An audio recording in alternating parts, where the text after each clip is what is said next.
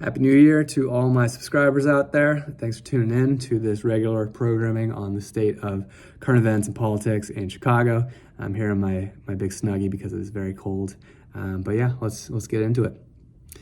So what's happening in Chicago? The big item is CTU CPS negotiations on the CTU contract. The news from the last couple of weeks was that the CPS board chose to fire its CEO because the CEO didn't want to take on a very high interest short-term loan to fund what the CTU wanted. The former board of the CPS resigned in protest, basically in support of the CPS CEO, and the mayor then put in place a different board. That board then fired the CPS CEO in the latter part of 2024. But they let him keep working essentially through June. And he promptly turned around and filed a restraining order against those CPS board members so that they couldn't be involved in the CTU contract negotiations. So that's where we're at right now. In a couple of weeks, new CPS board members will be sworn in because the city of Chicago just voted for new board members. So it's kind of a shit show in terms of the negotiation.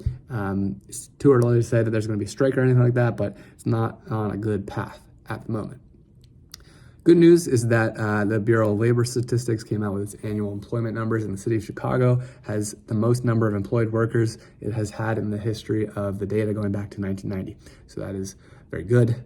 Also good economic news is that there were a handful of approvals of commercial to residential conversions in the Loop and River North over the last week or two. That's really good because the Loop has been hollowed out since the pandemic, since their companies have stopped their leases because they don't have their workers coming in.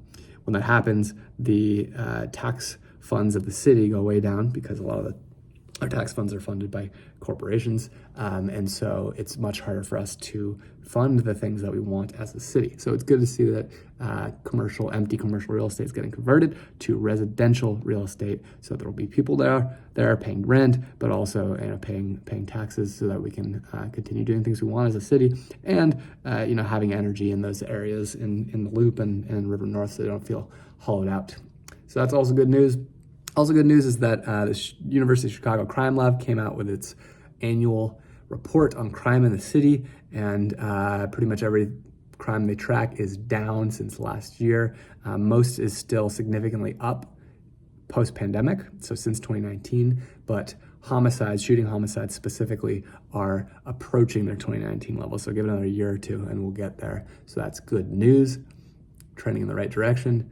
Also good economic news is that Bally's Casino, which is going to put a giant casino up in River North on the river and build up the Riverwalk, and they put up a hotel and all that, is going to file an IPO to fund all of that. So I think they've got the approvals now that they need, and now they just need funding to move forward with it. So they're currently demolishing the Tribune building that sits on that site. You may drive by and see half a building there. They paused that demolition for a bit because parts of the building fell into the river, but that'll probably soon be gone, and we may soon have actual construction on that site and have a casino and a Riverwalk, more of a Riverwalk right in our backyard. So that's more good news, good sign for the city. On the CTA front, the news from this week, the drama was that they chose, for whatever reason, to stop tweeting about alerts, late train alerts and canceled trains and things like that. And there was a giant uproar because a lot of people use that to, plan their day and know if their train's going to be on time.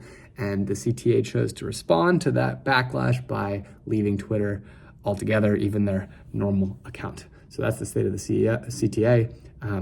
There's an account I follow called Is Dorval Carter Fired Yet? Dorval Carter is the CEO of CTA, and they tweeted today that he has not, in fact, been fired yet. So that's CTA news. Lastly, a report came out towards the end of the year showing that Chicago's pension debt in 2024 was 22.4% of the Chicago local city budget funds, meaning that basically a quarter of all the funds that we have as a city to do stuff with just go towards pensions, can't actually be used on things, on services or anything for us. So I probably shouldn't have ended this video on a low point, but those are all the big items from this week as I know it. Thanks for tuning in, and I'll see you next week.